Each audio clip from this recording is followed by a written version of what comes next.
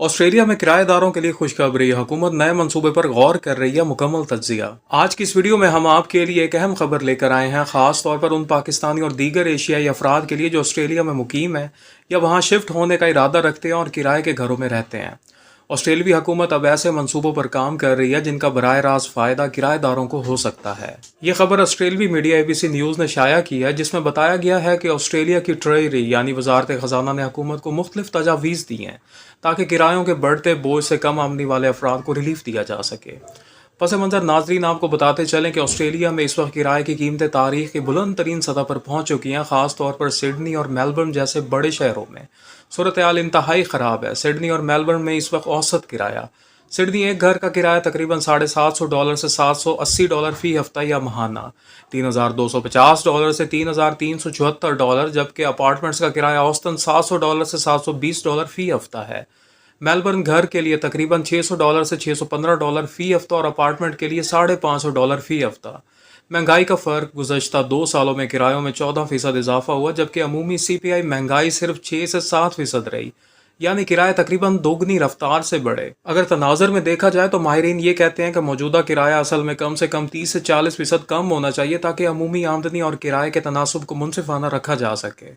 मसलन greater institute के मुताबिक किराया अमदाद 40 से 50% बढ़ानी चाहिए। इसका मतलब यह है कि अगर किराया $750 फ़ी हफ्ता है तो मुनसिफाना शरह $450 से $525 फ़ी हफ्ता के दरमियान होनी चाहिए थी, ताकि माहाना तौर पर तकरीबन $1800 से $2300 के फ़र्क से किरायादारों को रिलीफ मिल सके।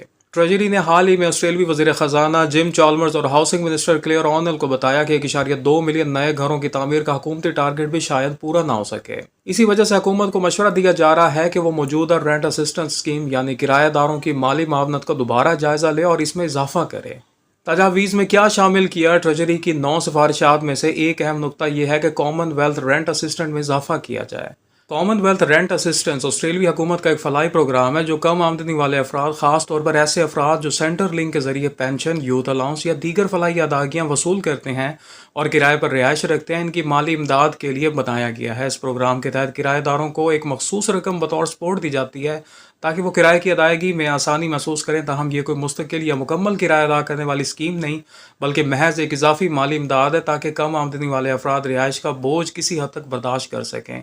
इस वक्त ये असिस्टेंस महदूद रकम में दी जा रही है, जिसे माहिरीन नाकाफ़ी करार दे रहे हैं और इसीलिए इस पर नज़रसानी का मुतालबा बढ़ता जा रहा है। इस वक्त सिंगल अफराद को सिर्फ $212 फ़ी 2 हफ्ते और जोड़ों को $199 फ़ी 2 हफ्ते दिए जा रहे हैं, जो मौजूदा हालात में नाकाफ़ी है। ग्रेटर इंस्टीट्यूट ने सिफारिश की है कि इस इमदाद को सिंगल अफराद के लिए 50% और जोड़ों के लिए 40% बढ़ा देना चाहिए ताकि वो आसानी से किराया अदा कर सकें। ग्रेटर इंस्टीट्यूट एक आज़ाद और गैर जानिबदार ऑस्ट्रेलियावी पब्लिक पॉलिसी थिंक टैंक है जिसकी बुनियाद 2008 में मेलबर्न में रखी गई थी। ये इदारा हुकूमती, कारोबारी और तहकीकी माहिरीन के ताउन से चलाया जाता है और अवामी मफाद में शवाहिद की बुनियाद पर अमली सिफारिशात तैयार करता है। ग्रेटर ने मुतअद्दिद शोबों मसलन तालीम, सेहत, तवानाई और ख़ास तौर पर रिहाइश के हवाले से रिपोर्टें शाया की हैं जो ऑस्ट्रेलियावी पॉलिसी में अहम तब्दीलियों का सबब बनी हैं। ये इदारा मुकम्मल तौर पर अपनी एंडोमेंट, जबकि हुकूमत, यूनिवर्सिटी और निजी फिल्म से माली ताउन पर चलता है और मुसलसल बिलवजह कमीशन वर्क को मुस्तरद करके अपनी आज़ादी को बरकरार रखता है।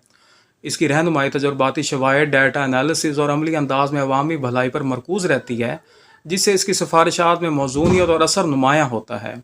यूथ हाउसिंग पेनल्टी एक और मसला जिसे सामने लाया गया है वो है यूथ हाउसिंग पेनल्टी, यानी नौजवान अफराद, ख़ास तौर पर यूथ अलाउंस लेने वाले अफराद कम इमदाद की वजह से सस्ती रिहायश से महरूम हो रहे हैं। यूथ हाउसिंग पेनल्टी एक ऐसा निज़ामी मसला है जिसके तहत नौजवान अफराद को मशरती या कम्यूनिटी हाउसिंग तक रसाई में रुकावट का सामना करना पड़ता है, क्योंकि वो कम उम्र होने की वजह से मिलने वाली इमदाद पर रहते हैं। इस वजह से हाउसिंग फराहम करने वाले इदारे नौजवान अफराद को कम किराया अदा करने वाले अफराद के मुकाबले में तकरीबन 40% कम आमदनी हासिल करते हैं। नतीजतन कोई भी 16 से 24 साल नौजवान, ख्वाह बेघर ही क्यों ना हो, वो आम आवाम के लिए मखसूस हाउसिंग मौके से महरूम रह जाता है, जबकि अब तक इस उम्र की किसी भेड़ में सिर्फ 3% हाउसिंग तक रसाई हासिल रही है।